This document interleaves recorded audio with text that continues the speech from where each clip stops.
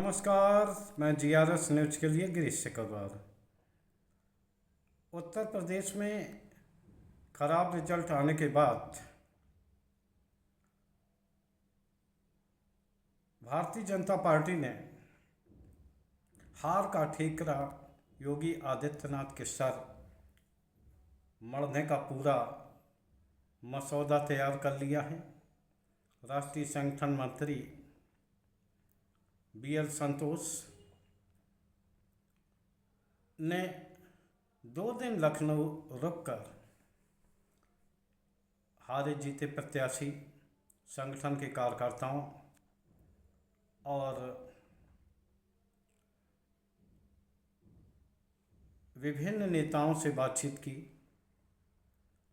हालांकि उनकी रिपोर्ट सीलबंद लिफाफे में पार्टी हाईकमान के समक्ष जाएगी, लेकिन जिस तरह के संकेत मिल रहे हैं उससे ये तय हो गया है कि पार्टी हार के लिए भारतीय जनता पार्टी ने योगी आदित्यनाथ के सर को चुना है। हालांकि योगी आदित्यनाथ कई बैठकों में ये सफाई दे चुके हैं कि पार्टी टिकट बांटने से लेकर प्रचार प्रसार आदि की जिम्मेदारी सब अमित शाह आदि ने बनाई है। तो आखिर वो इस लोकसभा के चुनाव के हार के जिम्मेदार कैसी हो सकती है? जिस तरह से 2 दिन की मीटिंग का जो लब्बो लुआब निकला, उसमें योगी आदित्यनाथ के प्रशासन की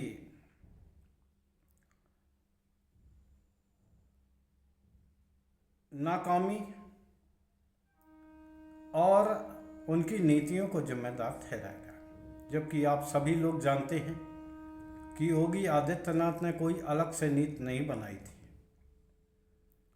जो भी नीतियां केंद्र सरकार की जो भी योजनाएं थी उनको लागू करने का काम जो कि सभी मुख्यमंत्रियों का होता है, वो योगी आदित्यनाथ ने किया। ये जरूर कहा जा सकता है कि बुलडोजर संस्कृति के जनक जरूर योगी आदित्यनाथ रहे, लेकिन अगर बुलडोजर संस्कृति के कारण अगर योगी आदित्यनाथ को आम जनता हटाना चाहती तो वो 2022 में ही हटा सकती थी, क्योंकि बुलडोजर की संस्कृति कोई अभी शुरू नहीं की है। योगी आदित्यनाथ ने 2017 में सत्ता में आने के बाद ही माफियाओं आदि के खिलाफ बुलडोजर की संस्कृति शुरू की थी, जो अभी तक जारी है। अगर मान लीजिए इससे जनता त्रस्त थी तो जनता ने उन्हें 2022 में सत्ता से बाहर क्यों नहीं किया? इसी प्रकार जो प्रशासन की असहयोग की जो बात हारे हुए प्रत्याशी लगा रहे हैं, क्या वो बताएंगे कि प्रशासन क्या EVM मशीन पर जाके वोट भी डाल देगा? जो भी लोग हारे हैं तो उनके विषय में योगी आदित्यनाथ ने पहले ही पार्टी नेतृत्व को अवगत करा दिया था कि इन लोगों के खिलाफ आम जनता के भीतर रोष है, अतः इनको टिकट न दिया जाए।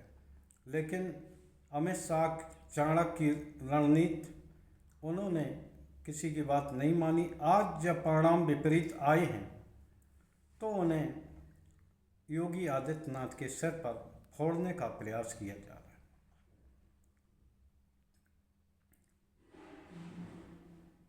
केंद्रीय मंत्री अनुप्रिया पटेल हों, उनके पति और योगी सरकार में मंत्री आशीष पटेल हों, निषाद पार्टी के अध्यक्ष संजय निषाद हों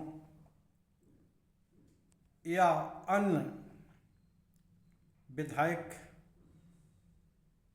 MLC जो कि योगी आदित्यनाथ के सर हार का ठीकरा एक योजना के तहत फड़वाना चाहते हैं। क्या वो बताएंगे कि अगर प्रशासन असहयोग कर रहा था तो इस संबंध में उन्होंने आखिर किया क्या? इसकी शिकायत क्यों नहीं मतलब पार्टी हाईकमान तक की? क्या किसी विधायक ने इस बात की शिकायत की? व्यक्तिगत कारणों से हम नहीं कह सकते, लेकिन जनता के कारणों को लेकर किसी भी विधायक मंत्री ने या अनुप्रिया पटेल की ही बात करें जो कि 69,000 भर्ती को बहुत बड़ा मुद्दा बना रही हैं। छात्रों का आंदोलन उनके भर्ती के काल से ही चल रहा है। जब 69,000 शिक्षकों की भर्ती हुई थी, आज तक उनका धरना प्रदर्शन जारी है, लेकिन कभी भी कोई भारतीय जनता पार्टी का कोई विधायक या मंत्री उनके पास संवेदना के लिए गया हो। आज जब परिणाम खराब आ गए हैं और अंदाजा अनुप्रिया पटेल खुद एक प्रत्याशी को, अपने पार्टी के प्रत्याशी को हार के बाद खुद भी हारते हारते बची हैं, तो उन्हें पिछड़ों की याद आ रही। क्या वो बताएंगी कि 69,000 भर्ती के बाद उन्होंने आखिर क्या किया और कितने प्रतिवेदन मुख्यमंत्री या पार्टी नेतृत्व को दिए? और परीक्षा लीक के मामले में भी 2 एनडीए विधायकों के खिलाफ गैर जमानती वारंट जारी हुआ है। आप सभी लोगों को जानकारी होगी कि भाजपा राजभर पार्टी के विधायक बेंदीराम और संजय निषाद पार्टी के विधायक विपुल दुबे के खिलाफ गैर जमानती वारंट जारी हुआ है। ये वारंट रेलवे भर्ती परीक्षा 2006 की परीक्षा में इनके सबूत मिलने के बाद जारी हुआ है। इनको पुलिस 26 जुलाई को गिरफ्तार कर मजिस्ट्रेट के सामने प्रस्तुत करेगी। ये जिम्मेदारी कृष्णा नगर थाने को दी गई है। जैसे ही इस बात की जानकारी हुई, आप सभी लोग जानते हैं कि उत्तर प्रदेश में जो भी एनडीए के घटक हैं वे योगी आदित्यनाथ नहीं बल्कि अमित शाह के गुट के माने जाते हैं और वो सीधे उन्हीं को से बात करते हैं, उन्हीं को रिपोर्ट करते हैं। इन 2 विधायकों की गिरफ्तारी से निश्चित तौर पर भारतीय जनता एनडीए में तो खींचतान होगी ही, भारतीय जनता पार्टी के भीतर भी खींचतान मचेगी। चूँकि पेपर लीक से ये मामला जोड़ा है और पुलिस भर्ती परीक्षा को लेकर योगी आदित्यनाथ गुजरात की एक कंपनी पर कड़ी कार्रवाई कर चुके हैं, उनको ब्लैक लिस्ट कर चुके हैं और उनका मालिक अमेरिका भागने में सफल रहा है। तो पेपर लीक का मामला आएगा और जिसमें एनडीए के लोग जुड़े होंगे तो निश्चित तौर पर विपक्षियों को ये मौका मिलेगा और उधर अमित शाह के जो रिपोर्टिंग करते रहे जो लोग, उनके सामने भी मुश्किल खड़ी होने वाली है। देखना यह है कि क्या अमित शाह इन लोगों की कितनी मदद कर पाएंगे, क्योंकि अगर वो सीधे मदद करते हुए दिखते हैं तो निश्चित तौर पर यह संदेश आम जनता में जाएगा कि पेपर लीक कांड में न सिर्फ एनडीए बल्कि भारतीय जनता पार्टी आकंठ डूबी है, जो कि किसी भी स्थिति में भारतीय जनता पार्टी ये ठीकरा अपने साथ फड़वाना नहीं चाहेगी। देखना यह है कि उत्तर प्रदेश की शीत युद्ध में सय और मात के खेल में और कितने लोगों की बल चढ़ने वाली है।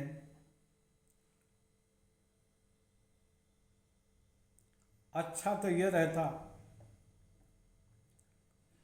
कि प्रधानमंत्री नरेंद्र मोदी और अमित शाह आगे बढ़कर ये स्वीकार करते कि उनकी योजना के कारण, किसी तपस्या की कमी के कारण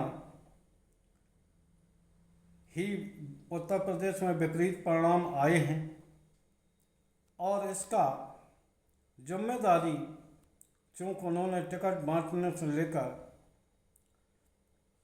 प्रचार प्रसार तक का काम सब उन्होंने उनके ही निर्देशन में हुआ है, तो वे इस बात को स्वीकार करते और ये कहते कि अब आगामी चुनाव के लिए कार्यकर्ता मजबूती से डटें। ये शायद अच्छा लगता, लेकिन उन्हें इस हार के लिए मोदी के ब्रांड को चमकाए रहना चाहिए था और ये दर्शाना था कि ये मुख्यमंत्री योगी आदित्यनाथ के कमियों के कारण ही इसकी हार हुई है। इसके लिए योगी बिल्कुल ही तैयार नहीं है।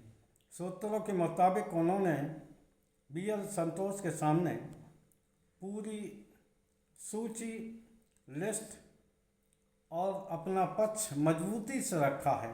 देखना ये है कि ये रिपोर्ट किस प्रकार जाएगी और क्या कार्रवाई पार्टी शीर्ष नेतृत्व की ओर से होगी। लेकिन एक बात तय है कि जब शीर्ष नेतृत्व ने ये तय कर लिया है कि उन्हें लोकसभा चुनाव की हार की जिम्मेदारी किसी के सर फोड़नी है, तो निश्चित तौर पर किसी सर पर फोड़ेंगे। योगी आदित्यनाथ के सर के अलावा उन्हें यूपी में और ऐसा कौन सा सर मिलेगा, ये बात देखने की बात होगी। आज के ब्लॉग में बस इतना ही। जय हिंद, जय भारत।